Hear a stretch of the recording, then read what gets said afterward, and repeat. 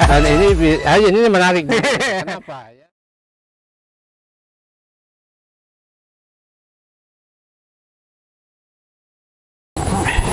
Excellent.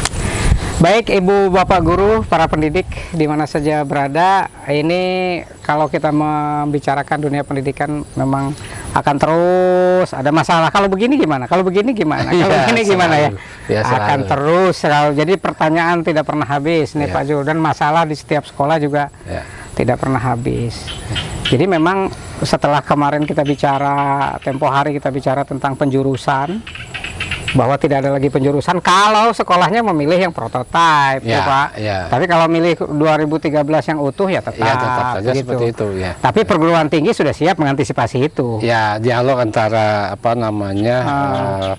yang mengurus sekolah menengah dengan yang mengurus pendidikan tinggi. Pendidikan tinggi itu harus klop supaya perguruan tinggi tahu bahwa yang terjadi di SMA seperti apa gitu. Tapi itu tadi Pak, kalau anak memilih mata pelajaran yang dia suka atau yang dia memang perlukan untuk bekal dia masuk perguruan tinggi, berarti akan ada mata pelajaran yang secara umum nih Pak ya, berdasarkan pengalaman ya, tidak disukai anak, dan nanti akan tidak dipilih. Nah itu bagaimana nasib gurunya? Gitu ya. Dan ini menarik. Kenapa ya? Ini menjadi barometer juga, berarti kok ada mata pelajaran yang tidak disukai dan ada mata pelajaran yang disukai. Nah harus dipastikan apakah itu betul-betul karena potensinya yang berbeda. Nah, berarti kita butuh data yang valid. Jangan sampai itu hanya ikut-ikutan sehingga tidak suka kepada gurunya lalu nggak milih. Jadi yang harus dipastikan sekali adalah bahwa dia memilih itu betul-betul karena kebutuhan dia, potensi kebutuhan dia. Nah, kalau menurut saya sebetulnya ya tidak akan ada mata pelajaran yang tidak dipilih oleh anak, gitu kan. Tapi kalau itu terjadi, gitu kan. Nah, ini kembali kepada satuan pendidikan itu sendiri. Bagaimana dia mengelola dengan baik sumber daya yang ada, sehingga si anak itu tidak membeda-bedakan mata pelajaran karena ketidaksukaan pada guru atau itu, tapi betul-betul karena potensinya yang berbeda-beda. Betul. Nah, kalau potensi berbeda itu kan kemungkinan juga tahun ini anak banyak biologi, tahun depan banyak fisika, tahun lalu banyak ekonomi, kan? Nah, itu juga tidak bisa dihindari. Nah, ini kita harapkan sekolah-sekolah itu memiliki best practice untuk mengelola itu sebetulnya. Jadi pengalaman yang dibutuhkan sebenarnya justru dari sekolah. Jadi ketika prinsip ini diterapkan, bagaimana sekolah mengelolanya? Betul. Nah, ini tidak bisa ditetapkan dengan aturan ya Pak?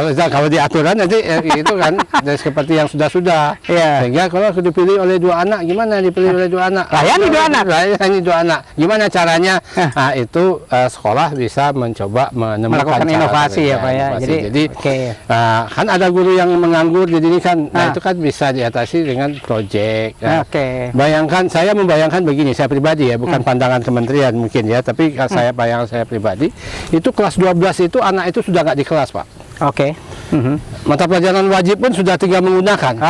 Karena dia sudah pelajari, dia tinggal gunakan ilmunya dalamnya PKN. Apakah harus setiap semester, setiap sampai ini harus diambil setiap semester gitu kan?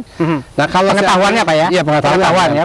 Nah, tapi kalau orientasinya ke sikap kan kelas 12 itu mungkin anak itu sudah di lapangan melakukan penelitian ilmiah penulisan apakah, dan dia bisa menggabungkan ilmu-ilmu yang relevan. Jadi betul-betul dia membutuhkan ilmunya, bukan karena gurunya, bukan karena ininya. Nah, kalau begitu kan sebetulnya kan tidak bisa diatur. Jadi guru-guru ini membina bahasanya, guru ini membina kemampuan kimianya atau fisikanya atau apa sebetulnya, dan itu bisa ditemukan cara oleh satuan pendidikan. Berarti kuncinya ini sebenarnya inovasi sekolah itu menjadi penentu. Itu dia. Itu yang dan sekarang dibuka nih. Kami berikan kesempatan sekolah untuk berinovasi, kan begitu ya Pak? Betul. Jadi tidak lagi sekarang sekolah itu hanya sebagai pelaksana tugas. Apa yang ada di Juknis itu dilakukan. Gitu. Nah, walaupun begitu, pemerintah akan memberikan prinsip-prinsip dasarnya. Prinsip dasar itu adalah azas keadilan. Keadilan itu harus keadilan buat siswa, keadilan buat guru, keadilan itu. Fairnya itu. Jadi jangan sampai penetapan pengelolaan itu mengabaikan keadilan gitu. Jadi semua anak itu boleh memilih apapun. Nah, kalau terjadi kasus-kasus seperti itu, nah itu menjadi PR bagi sekolah gitu ya, Oke. untuk menemukan cara bagaimana. Jangan-jangan anak itu tidak memilih karena tidak suka pada gurunya.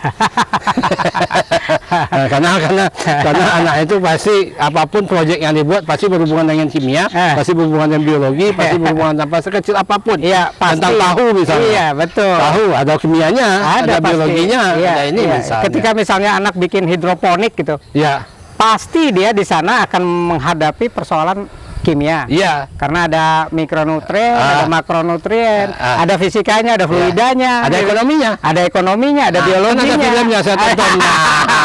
Nah, ini hubungan antara kimia dan ekonomi. Nah, inilah jadi mungkin anak-anak itu nanti diajari bagaimana hidup Ya, dengan kompetensi yang dipelajari di sekolah. iya. Dengan karakter yang dikuatkan di sekolah. Iya. Dengan literasi yang terus dikuatkan di sekolah. Iya. Nah, barangkali itu yang menjadi harapan kita semua ya, Pak Betul, Zul ya. Pak. Iya. Ya, mudah-mudahan saja ya kebijakan ini bisa difahami secara prinsip Ya. dan kemudian menjadikan sekolah itu berani untuk melakukan inovasi-inovasi dan mereka menjadi mandiri. Iya. Nah, anak-anak akan menikmati hasilnya gitu ya. Itu yang kita harapkan. Nah, adapun mungkin hasil akhirnya Ya, itu akan mengikuti prinsip dasar ini, Pak. Niatnya harus lurus, ya.